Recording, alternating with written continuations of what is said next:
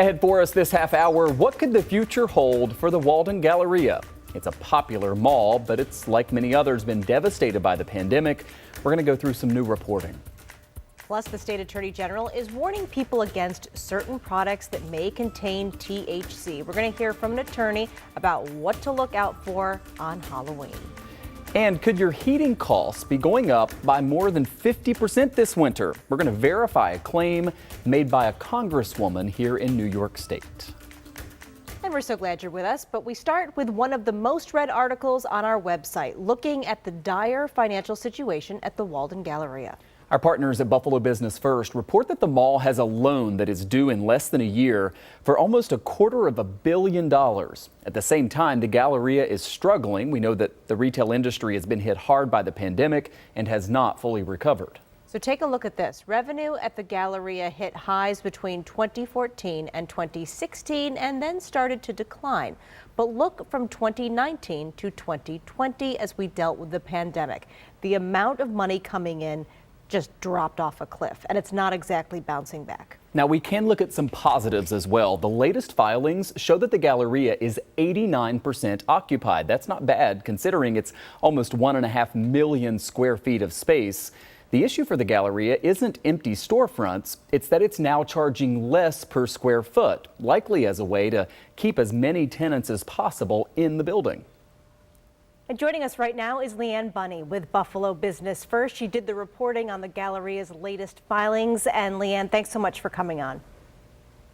Thanks for having me. So we gave a little bit of a synopsis there, but there I know is a lot more to this story. How would you characterize sort of the overall financial situation of the Galleria at this moment? You know, overall, a lot of what we're seeing with the Galleria is following a national trend. Many malls were struggling before the pandemic. In the Galleria's case, we see some declining revenue and occupancy numbers prior to 2020. Then the pandemic hit, which brought more challenges. People shopping online more, malls temporarily closing, and then facing occupancy restrictions. Here in Buffalo, the Canadian border closure had an impact. And then as an added layer, we have the Galleria, our largest local mall, has this big loan coming due next year. They've paid off about $30.5 million in 10 years and have, nearly $239.5 million to pay off in May 2022. And we showed how the Galleria's revenue was down $15 million in 2020 compared to the year before.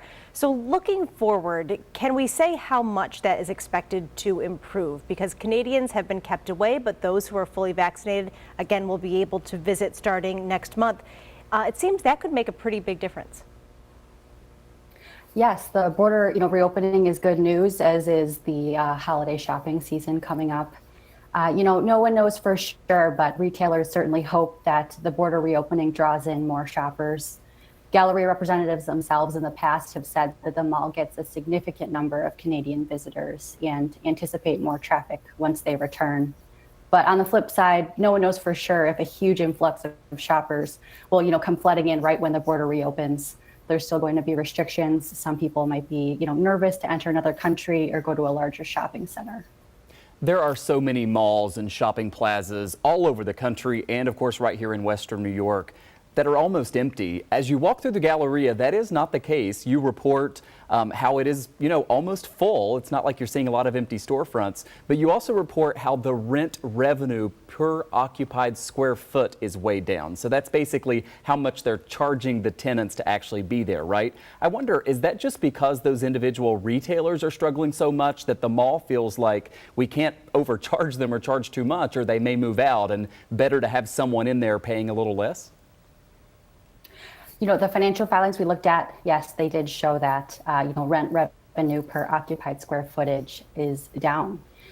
We calculated that based on the mall's annual occupancy levels, its square footage, and its annual revenue numbers.